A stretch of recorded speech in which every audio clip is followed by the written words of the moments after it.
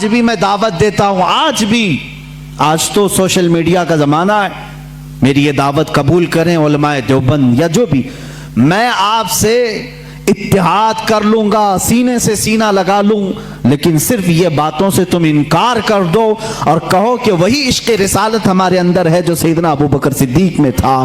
ہندوستان میں اختلافات کی ہوا شروع ہو گئی۔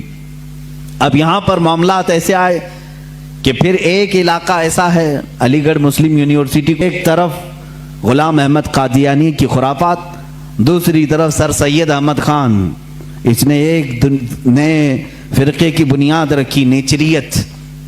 یہ کیا تھا؟ یہ بھی انگریزوں کے پاس سے پڑھ کر کے آیا، جو بانی ہے مسلم یونیورسٹی کا۔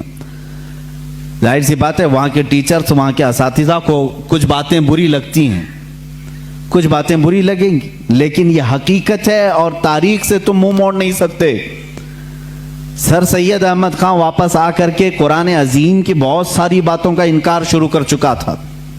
اس نے یہ کہنا شروع کیا کہ معجزات کوئی چیز ہی نہیں ہے، قرآن میں کسی معجزے کا ذکر ہی نہیں ہے، ہر چیز کی بدل کر کے تعویل کر دی، کہا فرشتے ہوتے ہی نہیں ہیں، انسان کے اندر جو نیکی کرنے کی طاقت ہے اسی کا نام فرشتہ ہے، شیطان کا کوئی وجود ہی نہیں ہے، وہ کہتا ہے کہ برائی کرنے کی جو صفت ہے انسان کے اندر اسی کا نام شیطان ہے۔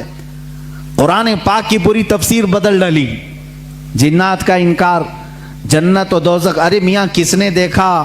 یہ نیچریت تھی۔ نیچریت کا مطلب ہے نیچر کو ماننے والے ہیں، جو دکھ رہا ہے بس اسی کو ماننا ہے، جو نہیں ہے اس کو نہیں ماننا ہے۔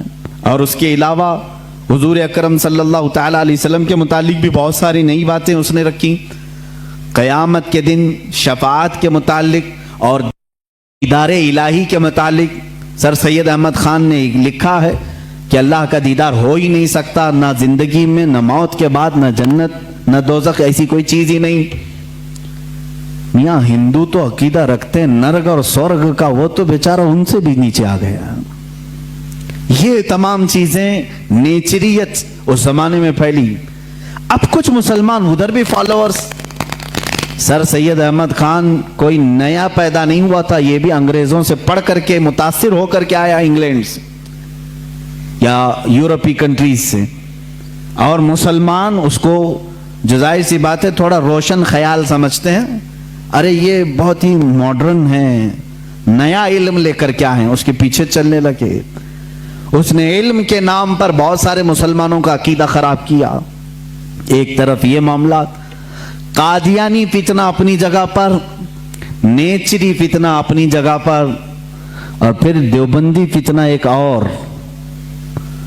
یہاں پر میں آج انصاف کے ساتھ عرض کرنا چاہوں گا، آج جو دیوبند ہے یا جو دیوبندی ہیں، اگر ان کو میری بات بری لگتی ہے تو ٹھنڈے دل سے میرے عزیز اپنے دل پر ہاتھ رکھ کر کے سوچو، آؤ میں تمہیں دعوت دیتا ہوں، آؤ ہم ان تمام چیزوں پر جمع ہو جاتے ہیں جو صحابہ اور تابعین سے تھی۔ کوئی نئی بات تم اپنی کتاب میں نہیں لاؤ گے، کوئی نئی بات میں اپنی کتاب میں نہیں رکھتا۔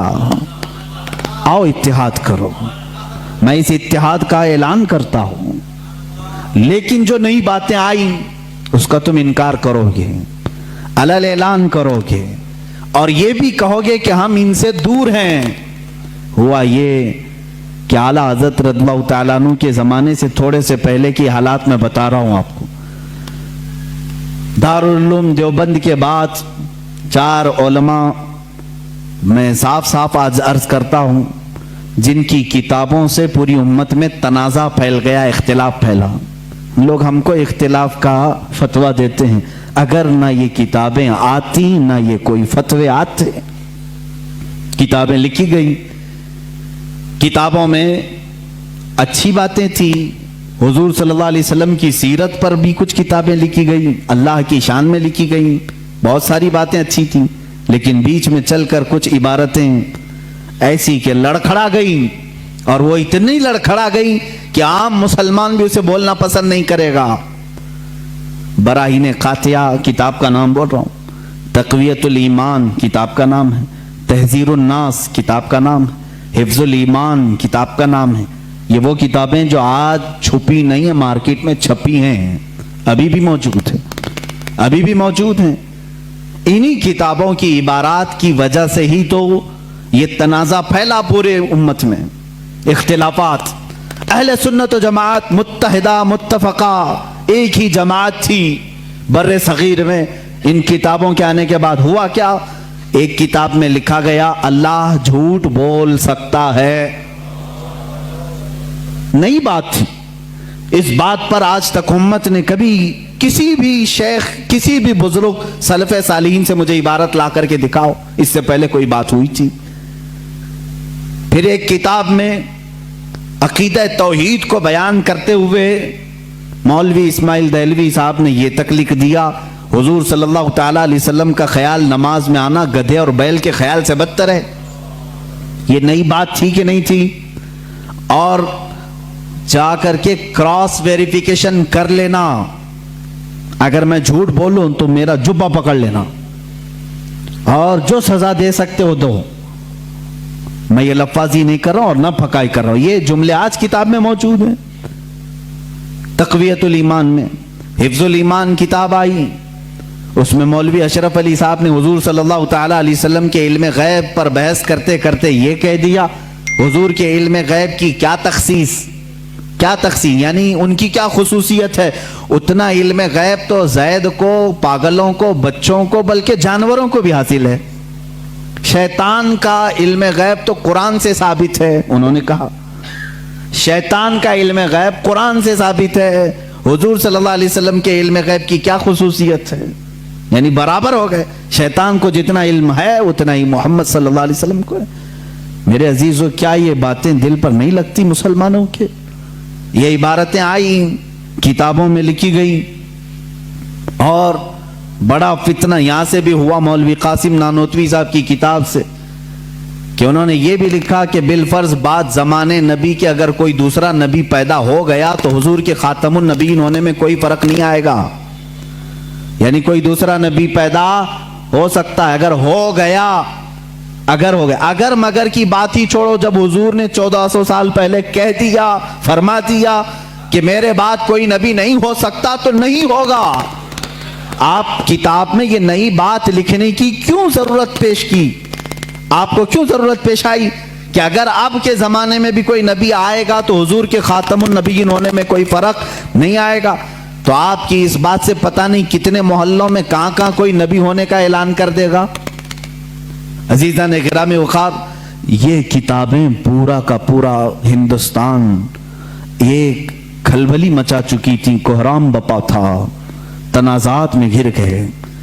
कादियानी अपने नबी होने का ऐलान कर रहा है, इधर एक नेचरी फिरका है अलीगढ़ से जो कुरान के मौजज़ात का इनकार, हिस्सियात को सिर्फ मानने वाला, नेचर को सिर्फ मानने वाला और मुग़ीबात को नहीं तस्लीम करने वाला, और एक तरफ अज़मत रसालत सल्लल्लाहु तआला अलैहि वसल्लम पर, रसूल करीम सल्लल्लाहु तआला अलैहि वसल्लम के मुतालिक ये सारे जुमले आ रहे हैं। चलो आज भी मैं दावत देता हूं, आज तो सोशल मीडिया का जमाना है, मेरी ये दावत कबूल करें उलमाए देवबंद या जो भी, मैं आपसे इत्तिहाद कर लूंगा, सीने से सीना लगा लूं, लेकिन सिर्फ ये बातों से तुम इनकार कर दो और कहो कि वही इश्क़ रिसालत हमारे अंदर है जो सैयदना अबू बकर सिद्दीक में था, सैयदना उमर फारूक में था, उस्मान इब्न अफ़्फ़ान में था, हैदर कर्रार में था, रिदवानुल्लाहि ताला अलैहिम अजमाइन। जो मशाइख़ अहले सुन्नत ने हमें मोहब्बत रसूल और ताज़ीम रसूल सिखाया है, उसी पर हमारा इत्तेफाक है। आओ, मैं सीने से सीना लगाने को तैयार हूं। हम कौन सा इख्तिलाफ चाहते हैं आपसे? हम कौन सा इख्तिलाफ चाहते हैं? हमारा ये एक बात याद रख लें, अगर मैं आज नाम लेकर के किसी को कह रहा हूं तो सिर्फ इसलिए कि हमारा दीन ही ये कहता है, जो उनसे ना आशना हो उससे हमारा कोई ताल्लुक भी नहीं। हमारे रिश्ते नाते अगर हैं तो सिर्फ अज़मत रिसालत से जुड़े हुए हैं।